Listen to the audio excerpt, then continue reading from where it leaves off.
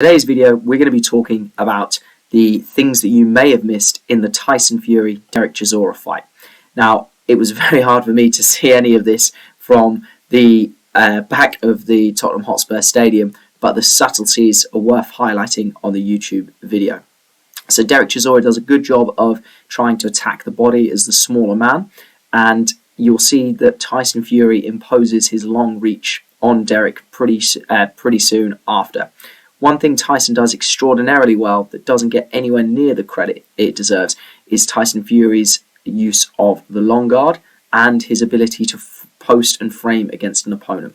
We're going to see an example of that coming up, where Tyson Fury in the clinch, when he misses with a punch, will then get control of Derek Chisora's head.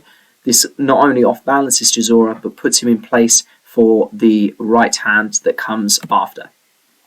Tyson Fury then, as you saw a second ago, then uses his right glove to manipulate Chisora's head position and to move him out the way thereafter. So now he's stopping Chisora coming back with anything. He'll then pull his head away, and then now the distance between them is there. Again, Tyson Fury is going to look to grab hold of both of Derek's arms and try and force the ref to break them up. Another thing that Tyson does well is his feint game. So he constantly keeps Chisora guessing by circling his hand around his head and then control with both hands to get Chisora off of him.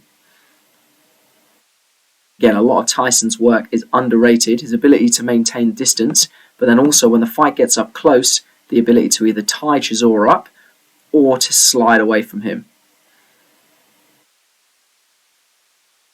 Again, you'll see that he forces Chisora back with his shots, and whenever Derek Chisora gets up close, he'll either control Chisora's head position or he'll force the ref to break them from the clinch. So again, Tyson Fury alternates between using an open palm and using a clenched fist. If you watch how he controls Derek's head into this exchange, so we zip that back a couple of seconds. So he tries to control Derek Chisora's head, and you'll see him exit towards the right and missing that overhand right as a result. Again, he's now going to grab Derek, lean on him, and then force the clinch. The shot that Tyson Fury eventually knocked out Wilder with was framing his head with his left glove to then land the right hook. Again, done correctly and on the blind side of the referee, this is an invaluable tool for boxers to have. Again, you're probably going to see an example of this in a second. Tyson just touching Derek and then taking the chance to disengage. Now, whilst Chisora might have had his hands outstretched, that's easily bought Fury another few seconds of rest. You'll notice how Fury gets his gloves on him to end the combination in most cases. There we go. And he's just nailed Derek with a right hook. We just zip that back a frame. So watch as Tyson comes in. He leaves his left glove on him afterwards, there we go, and then nails him with the right cross after. He'll then tie him up. He'll either sneak the right hook in or he'll hold on to Derek and then he'll try and force the ref to cool them apart. Again, sneaks it through Chisora's crossguard, comes around the side and then underneath. And then brilliantly does a job of tying Derek up and then leaning his weight on him. So again, Derek puts his head under. Fury says thank you very much, holds on to him. Again, this is another chance to see this again. Wings the uppercut, frames him with the left hand, bang, right hook over the top. This is a masterful shot that went under the radar when it came to the Wilder fight. Again, Fury keeping it nice and long. And then as Chisora steps in, notice that subtle movement of holding of the hand against Derek's head just to stop Derek gaining any distance. So Tyson will make Derek feel his combination. So I believe he throws a 1-2 here. And then look at how he focuses his left hand on steering Derek's head. There you go. So each time Fury's using his physical attributes to the best of his advantage. Again, disengages. And I believe we're likely to see, there we go, Fury manipulating Chisora's head position, holding him in place, So he's got the back of Chisora's head. He's going to stop any oncoming fire, and then he's going to return with a right hand.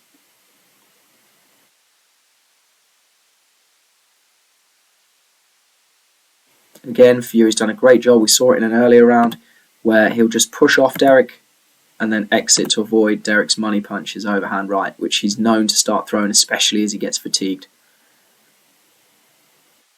Again, Fury will either choose to lean on Derek, or he'll choose to keep his hands against him to frame him, potentially either pull him down to set him up for the right hook, or just lean on him and tire him out.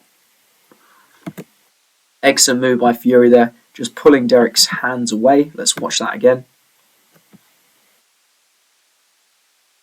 So you'll see here as they come out of the clinch, Fury then gets both of his hands up on Chisora to stop any punches coming back. So lands the shot, gets his left glove on. Again, gets away with it from the referee because it's very, very subtle.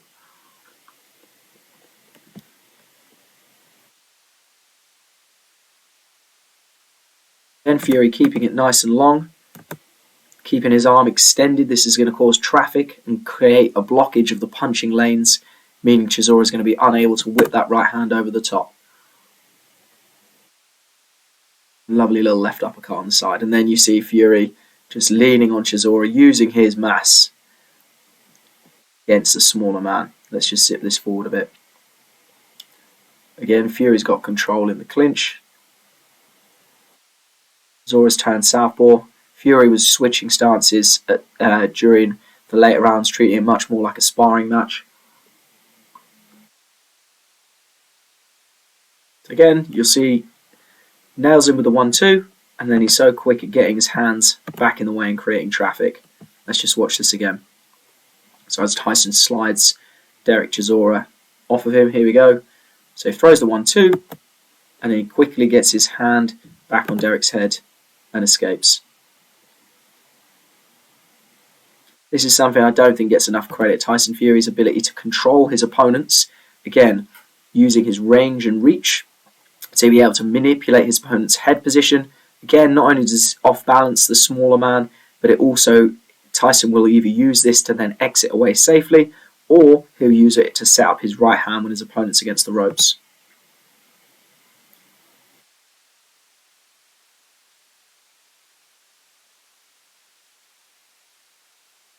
Again, Fury mixes it up to head and body.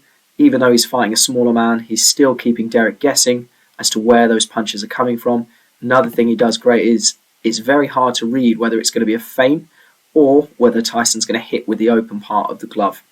Again, there's in an interview with John Fury, he was saying Tyson was hitting with the open part of the glove so as to help out Chisora or not want to beat him up too bad. Fury does a great job. Mayweather was exceptional at this. Just gets his forearm wedged in between himself and Derek's head, and he would just push off of him and fight another day. Again, ref then breaks it up. A few seconds of the clock eaten up.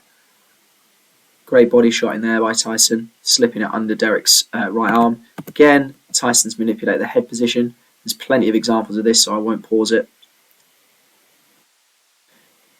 And when Fury's leaning on you like that, 6'9", 270 pounds, it's going to be difficult for anybody to wriggle out of that. Tyson also using the hook around Derek's guard to keep him guessing, especially with Derek's cross guard. As soon as they're getting close, Tyson will either tie him up or he'll start to frame him using his hand and trying to pull that head down.